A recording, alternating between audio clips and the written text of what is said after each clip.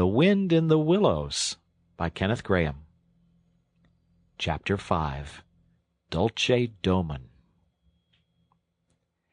The sheep ran huddling together against the hurdles, blowing out thin nostrils and stamping with delicate forefeet, their heads thrown back and a light steam rising from the crowded sheep pen into the frosty air, as the two animals hastened by in high spirits, with much chatter and laughter. They were returning across country after a long day's outing with Otter, hunting and exploring on the wide umplets where certain streams tributary to their own river had their first small beginnings, and the shades of the short winter day were closing in on them, and they still had some distance to go. Plodding at random across the plough, they had heard the sheep and had made for them, and now, leading from the sheep pen, they found a beaten track that made walking a lighter business, and responded, moreover, to that small inquiring something which all animals carry inside them, saying unmistakably, "Yes, quite right. This leads home."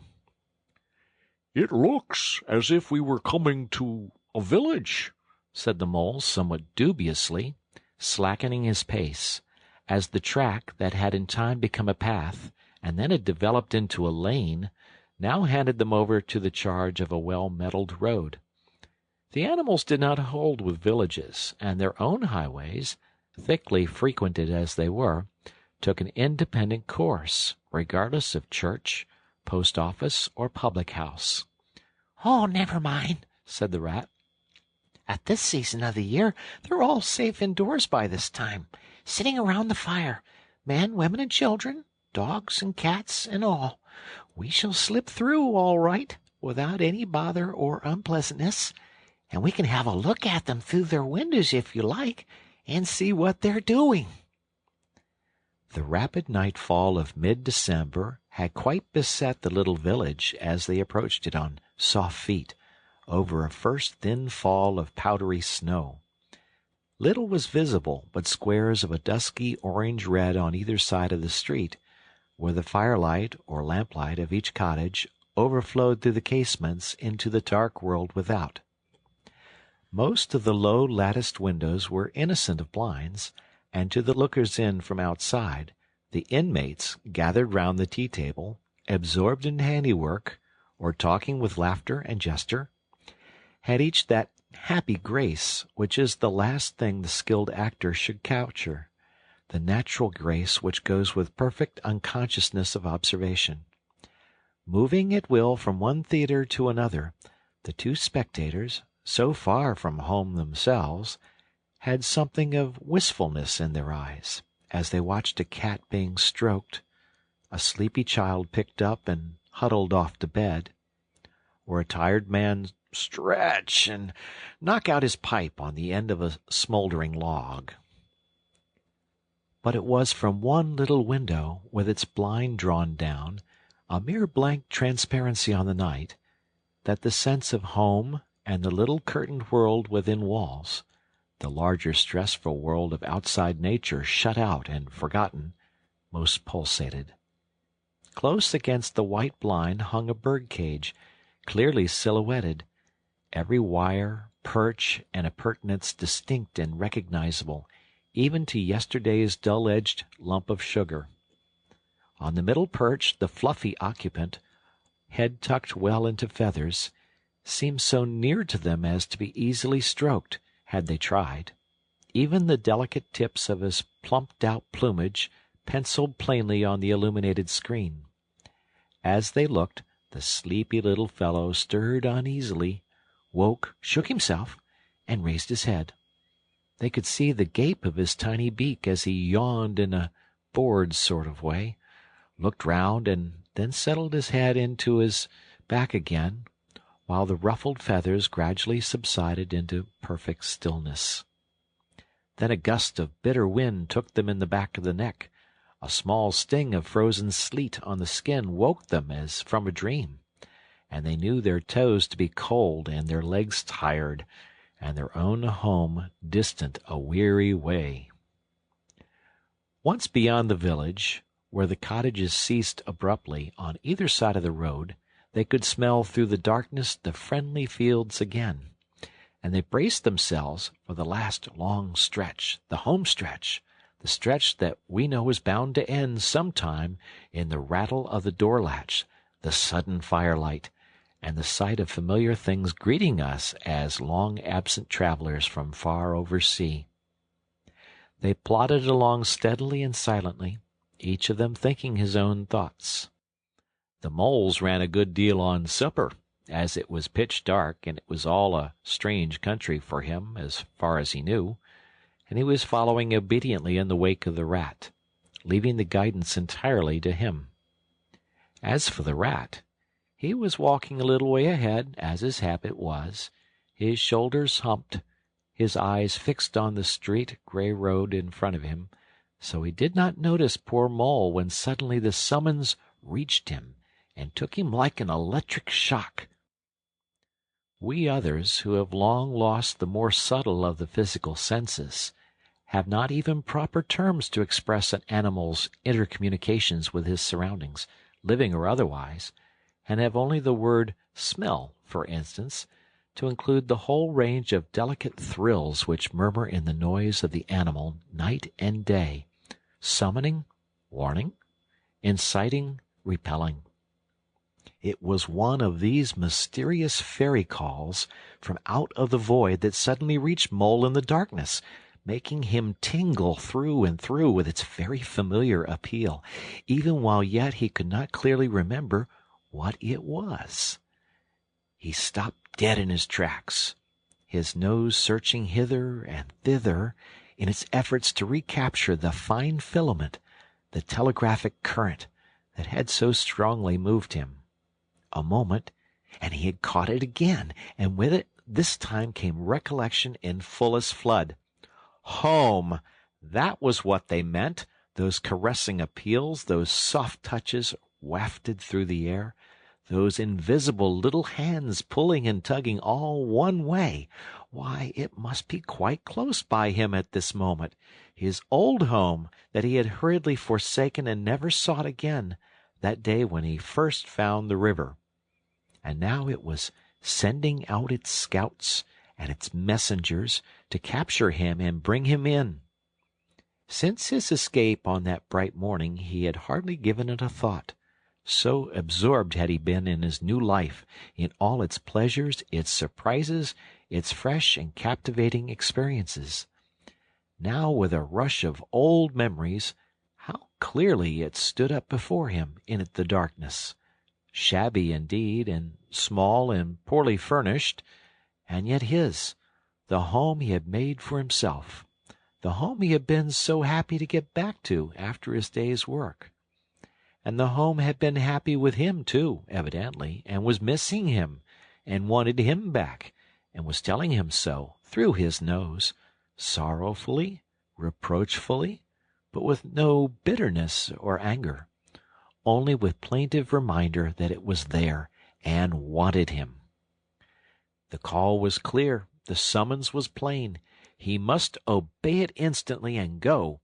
"Ready!" he called, full of joyful excitement. "Hold on! Come back! I want you, quick!" "Oh, come along, Mole, do!" replied the rat cheerfully, still plodding along. "Please stop, Ratty!" pleaded the poor Mole in anguish of heart. "You don't understand. It's my home, my old home.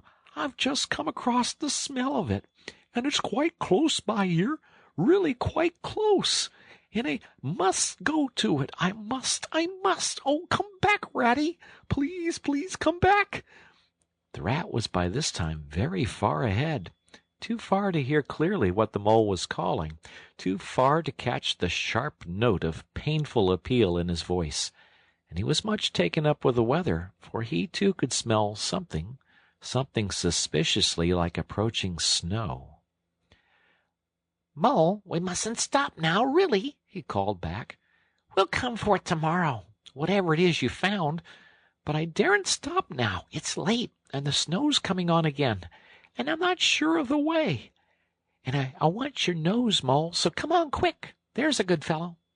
And the rat pressed forward on his way without waiting for an answer. Poor Mole stood alone in the road, his heart torn asunder, and a big sob gathering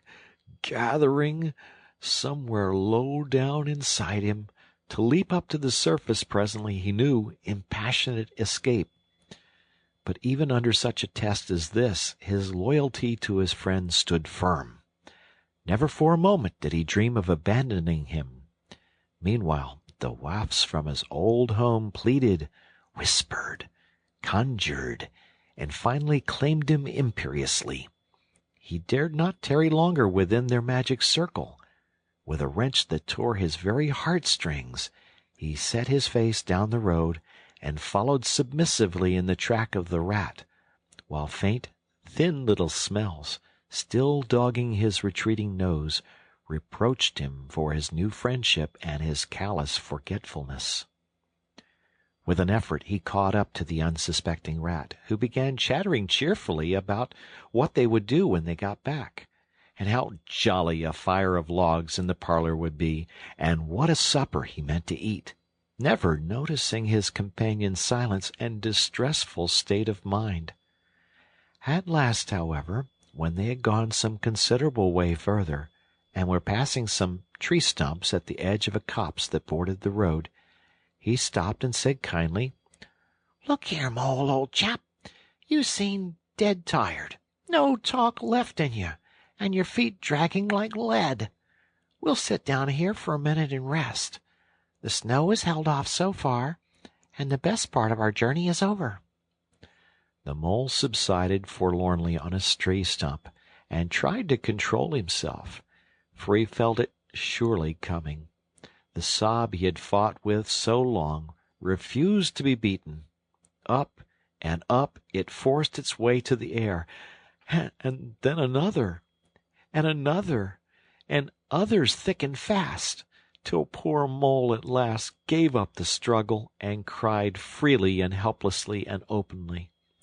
Now that he knew it was all over, and he'd lost what he could hardly be said to have found. The rat, astonished and dismayed at the violence of Mole's paroxysm of grief, did not dare to speak for a while. At last he said, very quietly and sympathetically, "What is it, old fellow? Whatever can be the matter? Tell us your trouble, and let me see what I can do."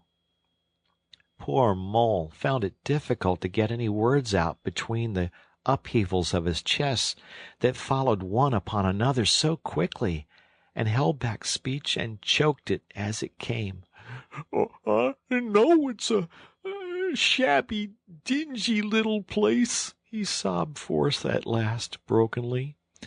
Not like your cozy quarters, or Toad's beautiful hall, or Badger's great house, but it was my own little home, and I was fond of it, and I went away and forgot all about it, and then I smelt it suddenly on the road when I called and you wouldn't listen, Rat, and everything came back to me with a rush, and I wanted it. Oh dear, and when you wouldn't turn back, Ratty, and I had to leave it, though I was smelling it all the time, I thought my heart would break. We might have just gone and had one look at it, Ratty, only one look. It was close by. But you wouldn't turn back, Ratty. You wouldn't turn back. Oh, dear. Oh, dear. Recollection brought fresh waves of sorrow, and sobs again took full charge of him, preventing further speech. The rat stared straight in front of him, saying nothing, only patting Mole gently on the shoulder. After a while he muttered gloomily, "I see it all now. What a pig I have been! A pig, that's me. Just a pig. A plain pig." He waited until Mole's sobs became gradually less stormy and more rhythmical. He waited till at last sniffs were frequent and sobs only intermittent. Then he rose from his seat, and remarking carelessly, "Well, Now we'd really better be getting on, old chap," set off up the road again over the toilsome way they had come. "Whatever are you going to, Ratty?" cried the tearful Mole, looking up in alarm. "We're going to find that home of yours, old fellow," replied the Rat pleasantly. "So you better come along, for it will take some finding, and we shall want your nose." "Oh, come back, Ratty, do!" cried the Mole, getting up and hurrying after him. "It's no good, I tell you. It's too late and too dark, and the place is too far off, and the snow's coming, and I never meant to let you know I was feeling that way about it. It was all an accident and a mistake. And think of Riverbank and your supper." "Hang Riverbank and supper too," said the Rat heartily. "I tell you I'm going to find this place now if I stay out all night. So cheer up, old chap, take my arm, and we'll very soon be back there again." Still snuffling, pleading, and reluctant, Mole suffered himself to be dragged back along the road by his imperious companion, who, by a flow of cheerful talk and anecdote, endeavored to beguile his spirits back and make the weary way seem shorter. When at last it seemed to the Rat that they must be nearing that part of the road where the Mole had been held up, he said, "Now, no more talking. Business. Use your nose and give your mind to it." They moved on in silence for some little way, when suddenly the Rat was conscious, through his arm that was linked in Mole's, of a faint sort of electric thrill that was passing down that animal's body. Instantly he disengaged himself, fell back a pace, and waited, all attention. The signals were coming through. Mole stood a moment rigid, while his uplifted nose, quivering slightly, felt the air. Then a short, quick run forward, a fault, a check, a try back, and then a slow, steady, confident advance. The Rat, much excited, kept close to his heels as the Mole, with something of the air of a sleepwalker, crossed a dry ditch, scrambled through a hedge, and nosed his way over a field open and trackless and bare in the faint starlight. Suddenly, without giving warning, he dived, but the Rat was on the alert, and promptly followed him down the tunnel to which his unerring nose had faithfully led him. It was close and airless, and the earthy smell was strong, and it seemed a long time to Rat ere the passage ended and he could stand erect and stretch and shake himself. The Mole struck a match, and by its light the Rat saw that they were standing in an open space neatly swept and sanded underfoot, and directly facing them was Mole's little front door, with Mole End painted in Gothic lettering over the bell pull at the side. Mole reached down a lantern from a nail on the wall and lit it, and the Rat, looking round him, saw that they were in a sort of forecourt. A garden seat stood on one side of the door, and on the other a roller, for the Mole, who was a tidy animal when at home, could not stand having his ground kicked up by other animals into little runs that ended in earth heaps. On the walls hung wire baskets with ferns in them, alternating with brackets carrying plaster statuary, Garibaldi and the infant Samuel, and Queen Victoria, and other heroes of modern Italy. Down on one side of the forecourt ran a skittle alley, with benches along it and little wooden tables marked with rings that hinted at beer mugs. In the middle was a small round pond containing goldfish and surrounded by a cockleshell border. Out of the center of the pond rose a fanciful erection clothed in more cockleshells and topped by a large silver glass ball that reflected everything all wrong and had a very pleasing effect. Mole's face beamed at the sight of all these objects so dear to him, and he hurried Rat through the door, lit a lamp in the hall, and took one glance round his old home. He saw the dust lying thick on everything, saw the cheerless, deserted look of the long-neglected house, and its narrow, meagre dimensions, its worn and shabby contents, and collapsed again on a hall chair, his nose to his paws. "Oh, Ratty!" he cried dismally. "Why ever did I do it? Why did I bring you to this poor, cold little place on a night like this, when you might have been at Riverbank by this time, toasting your toes before a blazing fire, with all your own nice things about you?" The Rat paid no heed to his doleful self-reproaches. He was running here and there, opening doors, inspecting rooms and cupboards, and lighting lamps and candles and sticking them up everywhere. "What a capital little house this is!" he called out cheerily. "So compact, so well planned. Everything here and everything in its place. We'll make a jolly night of it. The first thing we want is a good fire. I'll see to that. I always know where to find things. So this is the parlor. Splendid! Your own idea? Those little sleeping bunks in the wall? Capital! Now, I'll fetch the wood and the coals, and you get a duster, Mole. You'll find one in the drawer of the kitchen table. And try and smarten things up a bit. Bustle about, old chap." Encouraged by his inspiriting companion, the Mole roused himself and dusted and polished with energy and heartiness, while the Rat, running to and fro with armfuls of fuel, soon had a cheerful blaze roaring up the chimney. He hailed the Mole to come and warm himself, but Mole promptly had another fit of the blues, dropping down on a couch in dark despair and burying his feet in his duster. "Rat!" he moaned. "How about your supper, you poor, cold, hungry, weary animal? I've nothing to give you, nothing, not a crumb." "What a fellow you are for giving in," said the Rat reproachfully. "Why, only just now I saw a sardine opener on the kitchen dresser, quite distinctly.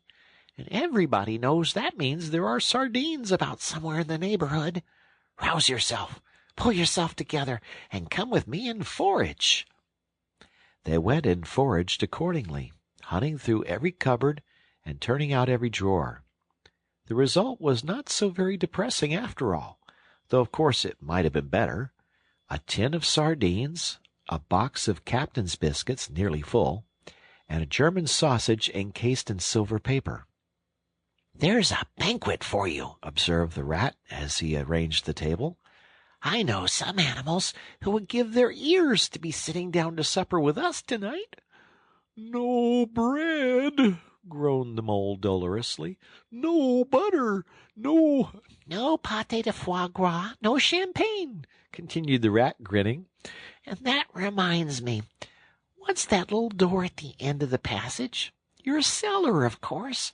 Every luxury in this house. Just you wait a minute." He made for the cellar door, and presently reappeared, somewhat dusty, with a bottle of beer in each paw and another under each arm. "Self-indulgent beggar you seem to be, Mole," he observed. "Deny yourself nothing. This is really the jolliest little place I ever was in. Now, wherever did you pick up those prints? Makes the place look so homelike, they do. No wonder you're so fond of it, Mole. Tell us all about it, and how you came to make it what it is." Then, while the Rat busied himself fetching plates and knives and forks, and mustard which he mixed in an egg cup, the Mole, his bosom still heaving with the stress of his recent emotion, related, somewhat shyly at first, but with more freedom as he warmed to his subject, how this was planned, and how that was thought of, and how this was got through a windfall from an ant, and that was a wonderful find and a bargain, and this other thing was bought out of laborious savings and a certain amount of going without. His spirits finally quite restored, he must needs go and caress his possessions, and take a lamp and show off their points to his visitor and expatiate on them, quite forgetful of the supper they both so much needed. Rat, who was desperately hungry, but strove to conceal it, nodded seriously, examining with a puckered brow, and saying, "Wonderful!" and "Most remarkable!" at intervals, when the chance for an observation was given him. At last the rat succeeded in decoying him to the table, and had just got seriously to work with the sardine opener when sounds were heard from the forecourt without, sounds like the scuffling of small feet in the gravel, and a confused murmur of tiny voices, while broken sentences reached them. "Now, all in a line. Hold the lantern up a bit, Tommy. Clear your throats first. No coughing after I say 1, 2, 3. Where's young Bill? Here, come on, we're all awaiting." "What's up?" inquired the rat, pausing in his labors. "I think it must be the field mice," replied the mole, with a touch of pride in his manner. "They go round carol singing regularly at this time of the year. They're quite an institution in these parts, and they never pass me over. They come to Mole End last of all, and I used to give them hot drinks, and supper too sometimes, when I could afford it. It will be like old times to hear them again." "Let's have a look at 'em," cried the rat, jumping up and running to the door. It was a pretty sight, and a seasonable one, that met their eyes when they flung the door open.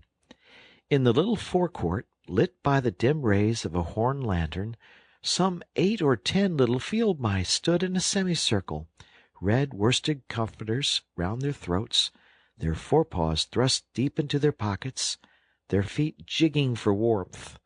With bright, beady eyes they glanced shyly at each other, sniggering a little, sniffing and applying coat sleeves a good deal. As the door opened, one of the elder ones that carried the lantern was just saying, "Now then, 1, 2, 3. And forthwith their shrill little voices uprose on the air, singing one of the old-time carols that their forefathers composed in fields that were fallow and held by frost, or when snow-bound in chimney corners, and handed down to be sung in the miry street to lamplit windows at Yule-time. Villagers all this frosty tide, let your doors swing open wide. The wind may follow and snow beside, yet draw us in by your fire to bide. Joy shall be yours in the morning. Here we stand in the cold and the sleet, blowing fingers and stamping feet. Come from far away you to greet, you by the fire and we in the street, bidding you joy in the morning. For ere one half of the night was gone, sudden a star has led us on, raining bliss and benison, bliss tomorrow and more anon, joy for every morning. Goodman Joseph toiled through the snow, saw the star o'er a stable low. Mary she might not further go, welcome thatch and litter below.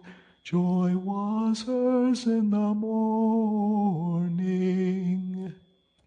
And then they heard the angels tell, who were the first to cry Noel. Animals all, as it befell, in the stable where they did dwell. Joy shall be theirs in the morning.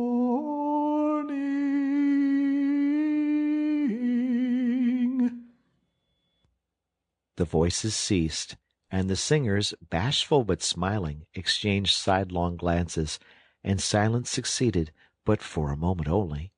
Then from up above and far away, down the tunnel they had so lately travelled, was borne to their ears, in a faint musical hum, the sound of distant bells ringing a joyful and a clangorous peal. "Very well sung, boys," cried the rat heartily. And now come along in, all of you, and warm yourselves by the fire, and have something hot."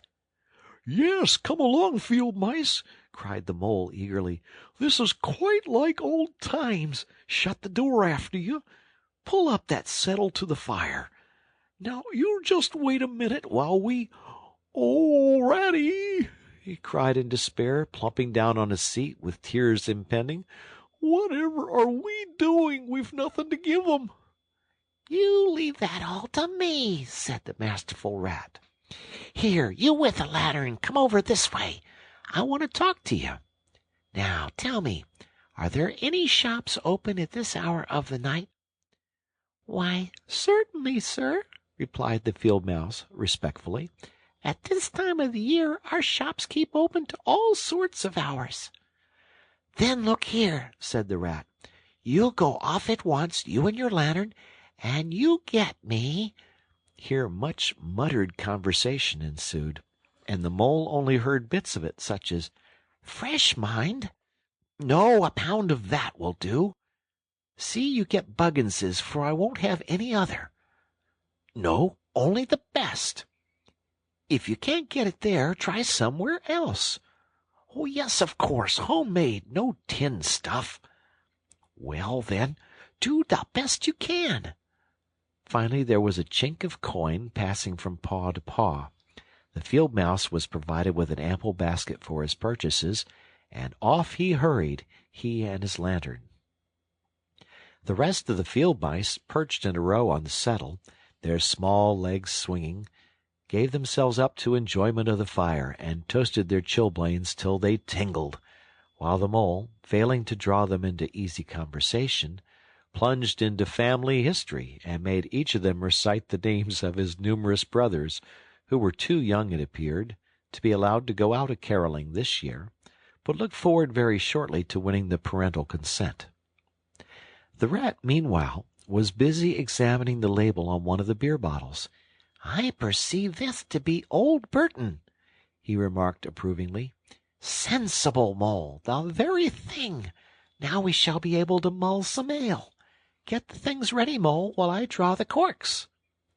It did not take long to prepare the brew and thrust the tin heater well into the red heart of the fire, and soon every field mouse was sipping and coughing and choking, for a little mulled ale goes a long way, and wiping his eyes and laughing and forgetting he'd ever been cold in all his life.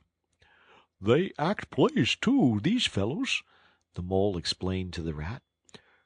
"Make them all up by themselves, and act them afterwards, and very well they do it, too.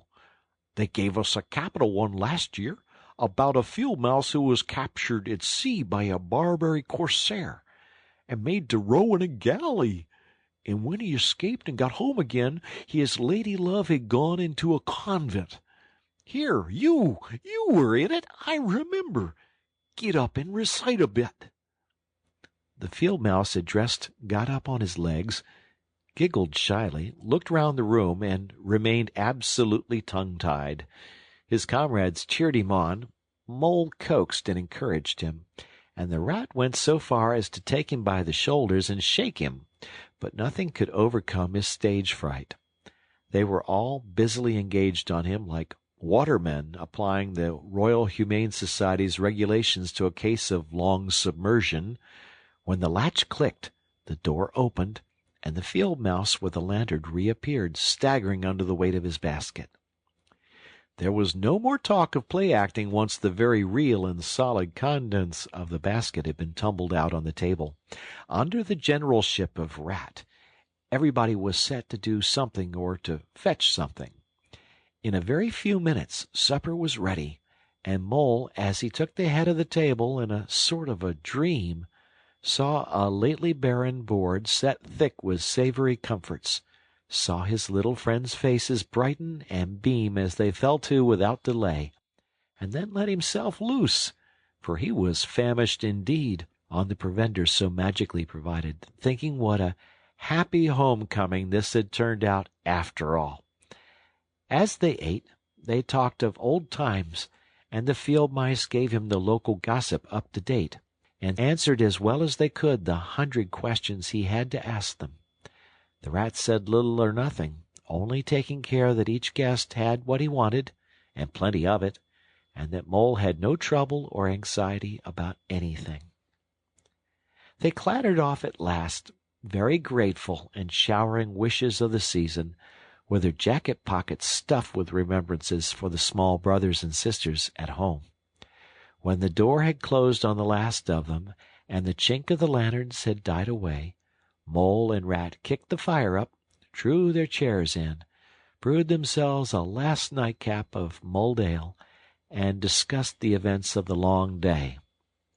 At last the Rat, with a tremendous yawn, said, "Mole, old chap, I'm ready to drop. Sleep is simply not the word. That's your own bunk over on that side? Very well, then, I'll take this one. What a ripping little house this is. Everything's so handy." He clambered up into his bunk and rolled himself well up in the blankets, and slumber gathered him forthwith, as a swath of barley is folded into the arms of the reaping machine. The weary Mole also was glad to turn in without delay, and soon had his head on the pillow, in great joy and contentment. But ere he closed his eyes, he let them wander round his old room, mellow in the glow of the firelight that played or rested on familiar and friendly things which had long been unconsciously a part of him, and now smilingly received him back without rancor. He was now in just the frame of mind that the tactful Rat had quietly worked to bring about in him. He saw clearly how plain and simple, how narrow even, it all was, but clearly, too, how much it all meant to him, and the special value of some such anchorage in one's existence. He did not at all want to abandon the new life and its splendid spaces, to turn his back on sun and air and all they offered him and creep home and stay there. The upper world was all too strong. It called to him still, even down there, and he knew he must return to the larger stage. But it was good to think he had this to come back to, this place which was all his own, these things which were so glad to see him again and could always be counted upon for the same simple welcome. The end of chapter 5.